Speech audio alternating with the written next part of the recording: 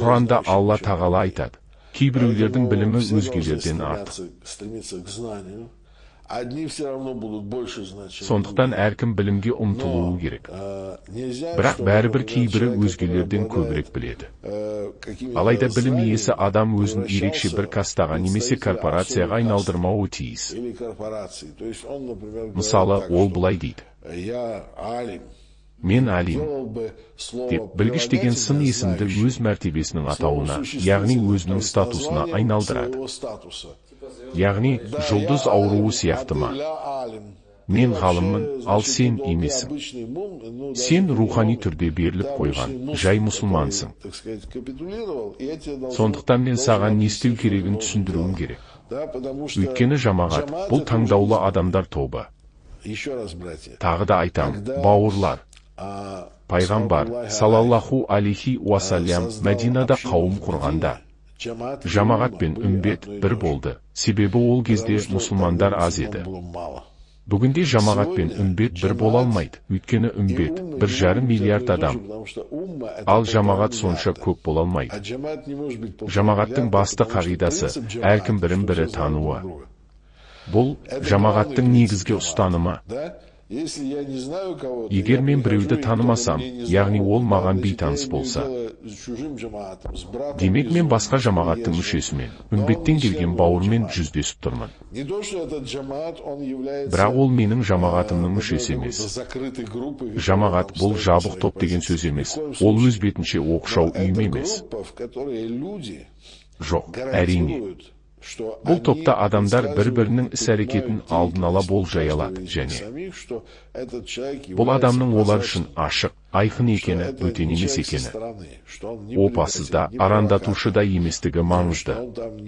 Ол, мысалы, ақша не басқа бір нәрсе іздемейді. Міне, осылайша бұл, олармен ортақ тағдыры бар шынайы бауыр. Оның өмірі мен өлімі де бауырлармен ортақ. Барша үммет, бауырлар болса да, бұл ерекше рухани байланыс. Түсіну керек, 1,5 миллиард мұсылманның бәрі жамағаттарға біріге алмайды. Бұл мүмкін емес. Өйткені қажыларға су беріп, қызмет ететіндер бар. Өмір сүру үшін дүниенің түкпір-түкпіріне тарап, ризық іздейтіндер бар. Кейбіреулер үшін безендірілген осы дүние өмірі ғана маңызды. Олар көбірек балалары, мал-мүлкі жайлы ойлайды, тағы да сол сияқты. Мұндайлар әрқашан көпшілік болады. Сондықтан жамағаттар бұл түс секілді, үмметтің 10% ғана. Ал сол 10% білім иелері. Олар жай ғана білімді емес, бұл білімді өмірде іске асыратындар. Олар осы білімді амырға, яғни іске және ерікке айналдырады. Әрине, бұлардан үнемі түсіну, іздену, еңбек ету талап етіледі. Бірақ, білесіздер ғой, кейбір адамдар дене ерлігінде мықты болса, кейбірі ақыл мен рух батырлығына бейім келеді. Әрбір жамағатта екеуі де болуы қажет. Ақылдың пассионарлары мен тәннің пассионарлары, яғни рух пен күштен жүрген нағыз мұсылмандар. Мұсылман адамның бойында мұхажирдің рухы, яғни диаспора мүшесінің сезімі болуы қажет. Ол өзін қай жерде болса да жол үстінде, қозғалыста жүргендей сезінуі керек.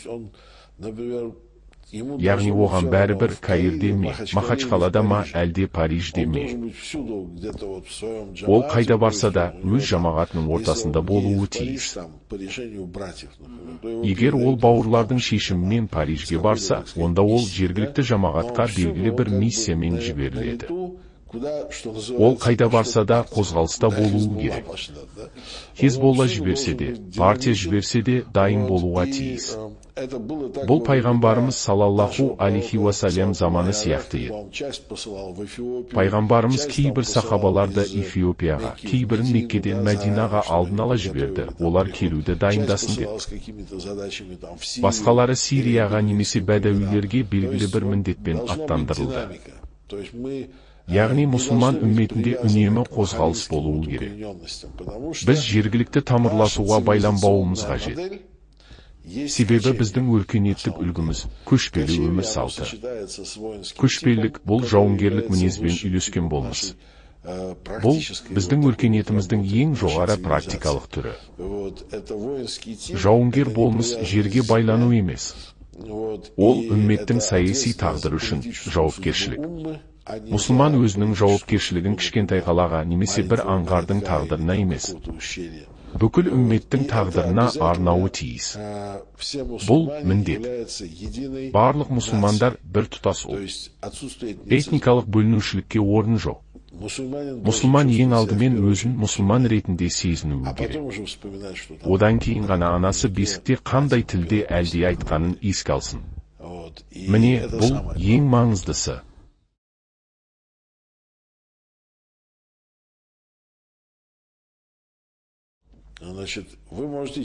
Сендер Құранды оқи аласыңдар, араб тілін үйреніп, оны өздерің түсіне аласыңдар. Құран айқын араб тілінде түсті, Алла тағала айтты ғой. Біз Құранда айқын араб тілінде түсірдік. Онда қарапайым әрі терең мағынасы бар аяттар көп. Ал әлемдер не істейді? Немен айналысады? Мен айтайын. Олар өздерінің тафсирлерімен мұсылманның аяттарды түсінбеуіне, оларды елемеуіне себеп болуға тырысады.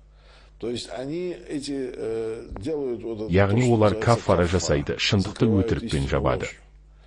Соңында өздері нағыз кәпірге айналады. Мысал келтірейін. Міне, Сейд Хосейн Наср танымал теолог. Оны Иранда әлі күнге дейін басып шығарады. Ол шах дәуірінде болған, кейін қашып кеткен. Қазір ол Америкада тұрады, бірақ оның еңбектері Иран Ислам Республикасында әлі жарық көреді. Ол түрлі кітаптарға алғы сөз жазады. Мен сұрадым, неліктен бұлай істейсіңдер? Ол жау емес пе, Америкаға қашқан ғой. Олар жауап берді. Ол ислам мен америкалық сананың арасындағы көпір. Исламды оларға шебер түсіндіреді. Жарайды, мен оның мақаласын оқыдым. Онда ол Алланың сөзін тәпсірлейді. Біз адам ұрпағына оның беліне шыққандарға тіл қаттық және сұрадық. Мен сендердің Раббыларың емеспін бе? Олар жауап берді, иә. Біз айттық, қиямет күні сендерге айтылмады демеу үшін осылай еттік. Міне, осындай аят. Ал Сейд Хосейн Наср бұл жерде. Әлем жаратылмай тұрып өмір сүрген рухтармен жасалған уәде туралы дейді. Бірақ Құранда анық жазылған ғой, оның беліне шыққандарға. Яғни бар болған ұрпақтарға. Алла олармен уәде емес, сұрақ қойды. Ол ескертіп айтты, қиямет күні бізге айтылмады демеңдер. Бұл Алланың ескертуі. Ал ол болса, бұл сөзді әлі жаратылмаған рухтармен жасалған уәде деп түсіндіреді. Яғни ол қараны көріп тұрып, ақ деп түсіндіреді. Міне, осындай адам исламдағы ең белгілі теологтардың бірі.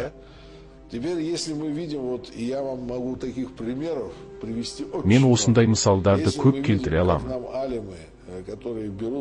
Егер әлемдер Құранды келтіріп, қара дегенді ақ деп түсіндірсе, онда бізге ондай әлемдер не үшін керек? Олардың түсіндірмелері мен тафсирлері не үшін қажет? Алла Құранды ерекше адамдар үшін емес, барша адамзат үшін түсірді. Сахабаларда ерекше жандар болған жоқ, олар сеніп, жүрегімен қабылдаған қарапайым арабтар еді. Егер біреу Құран тек таңдаулы адамдарға арналған десе, мен сұраймын. Ол адам исламның нұрын өшіргісі келе ме? Осы жерден тоқталайық.